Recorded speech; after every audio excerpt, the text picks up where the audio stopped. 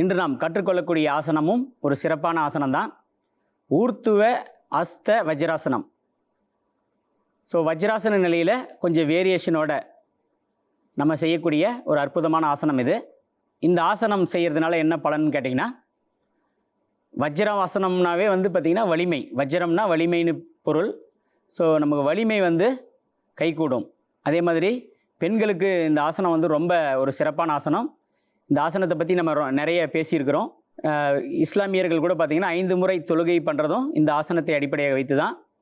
So இந்த ஆசனங்கள் ஒரு மதத்தையே ஒரு கட்டமைச்சிருக்கு. ஸோ அத்தகைய சிறப்பு வாய்ந்த இந்த ஆசனத்தில் ஊர்த்துவ அஸ்த வஜ்ராசனம் அப்படிங்கிற ஒரு வேரியேஷனோட நம்ம இதை செய்ய போகிறோம். ஸோ மன அழுத்தம் கூட இந்த ஆசனம் செய்கிறதுனால நல்லபடியாக நீங்குதுன்னு சொல்கிறாங்க. ஸோ இந்த ஆசனத்தை எப்படி செய்கிறதுங்கிறத பார்க்கலாம். வஜ்ராசனம் போட்டுக்கணும் முதல்ல.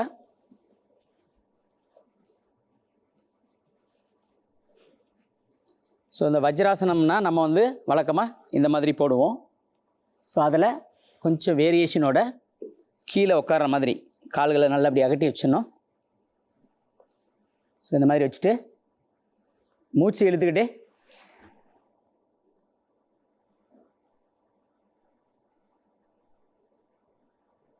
இப்படியும் வச்சுக்கலாம்.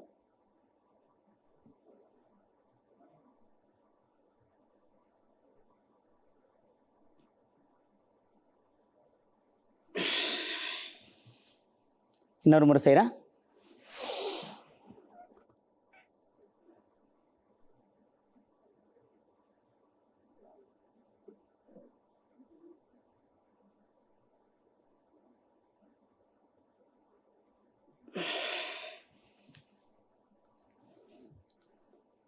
நிலையிலிருந்து விலகிக்கலாம்.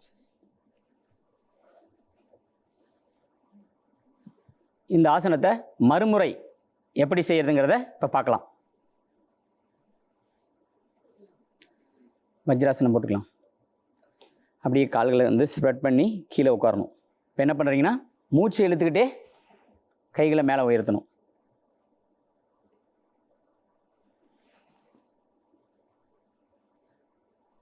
மூச்சு விட்டுட்டே மறுபடியும் பழைய நிலைக்கு திரும்புங்க.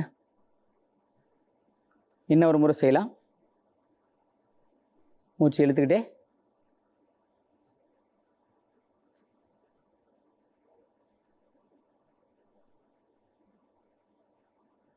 மூச்சு விட்டுட்டு பழைய நிலைக்கு திரும்பலாம். ஆசன நிலையிலிருந்து விலகிக்கலாம். அடுத்த யோக நிகழ்ச்சியில் மற்றும் ஒரு சிறப்பான ஆசனத்தை கற்கலாம். நன்றி, வணக்கம்.